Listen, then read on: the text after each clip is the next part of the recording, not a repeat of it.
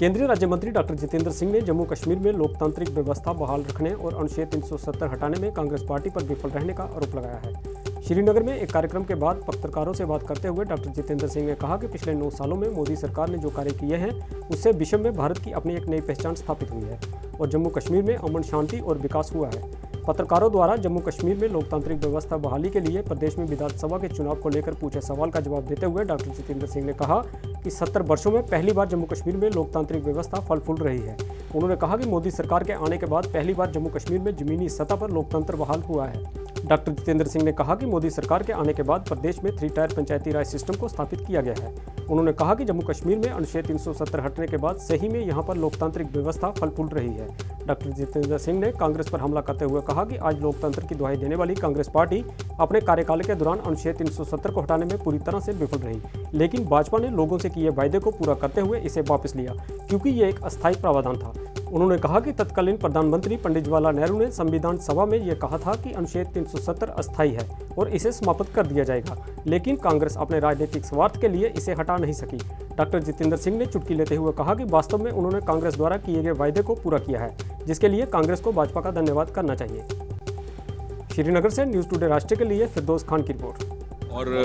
इस बात का, इसकी कामयाबी का आप अंदाज इस बात को सोच करके लगा सकते हैं कि ये ऐसे ममालिक है जिन्होंने हिंदुस्तान की निस्बतन बहुत पहले अपना स्पेस का कामकाज, स्पेस की मुहिम शुरू की थी, लेकिन पिछले 8-9 सालों में मोदी जी ने जिस तरह का एक नया माहौल दिया है उससे हमारे साइंसदानों का उनका हौसला भी बढ़ा है और जिस तरह से पब्लिक प्राइवेट पार्टिसिपेशन को बढ़ावा दिया गया स्पेस के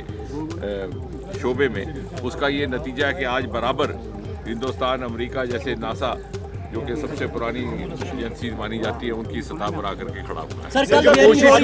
कोशिश हुई थी रिवाइव करने की, क्योंकि यहाँ आज पॉलिटिकल पार्टी की उथल पुथल है, इलेक्शन के हवाले से हर कोई पूछ रहा है कि कब अपना डेमोक्रेटिक सेटअप खड़ा होगा। ऐसा है कि डेमोक्रेटिक सेटअप तो पहले से ही है। यहाँ पंच सरपंच भी हैं, यहाँ पंचायतें भी हैं, यहाँ बीडीसी भी है, डीडीसी भी हैं, बल्कि इस बात का भी मोदी जी के ही पिछले 9 साल के कार्यकाल को श्रेय जाता है कि उन्होंने पहली बार यहाँ पर जिला स्तर पर जिला कमेटियाँ, डिस्ट्रिक्ट काउंसिल कायम की, जो हिंदुस्तान भर में थी। सवाल तो ये उठेगा कि पहले यहाँ जमहूरियत ही नहीं, पहले तो ग्रास रूट जमहूरियत पहली बार मोदी जी के आने के बाद आई। सिविल कोड पे काफी शोर मचा है पूरे मुल्क में, तो उसमें अभी बातचीत चल रही है। सर, कल कोशिश हुई थी दोबारा से और रिवाइव करने की। देखिए, जहाँ तक आर्टिकल 370 का ताल्लुक है, हियरिंग हो कि ना हो, जिस आइन में जिसको लिखा गया था उसी आइन में ये भी लिखा गया था कि ये आर्जी, ये टेम्पररी है और इसके जो सबसे बड़े इसकी वकालत करने वाले जो के रहनुमा थे उनमें से पंडित जवाहरलाल नेहरू। जब ये बहस चली कॉन्स्टिट्यूएंट असेंबली में तो डॉक्टर श्यामा प्रसाद मुखर्जी ने जब एक बार ये मशवरा रखा कि इस पर एक बार फिर से गौर कर लिया जाए, तो पंडित जी के अल्फाज थे कि डॉक्टर मुखर्जी आप बहुत ज़्यादा फिक्र ना करिए, घिसते घिस जाएगी। लेकिन कांग्रेस वाले इसे नहीं घिसा सके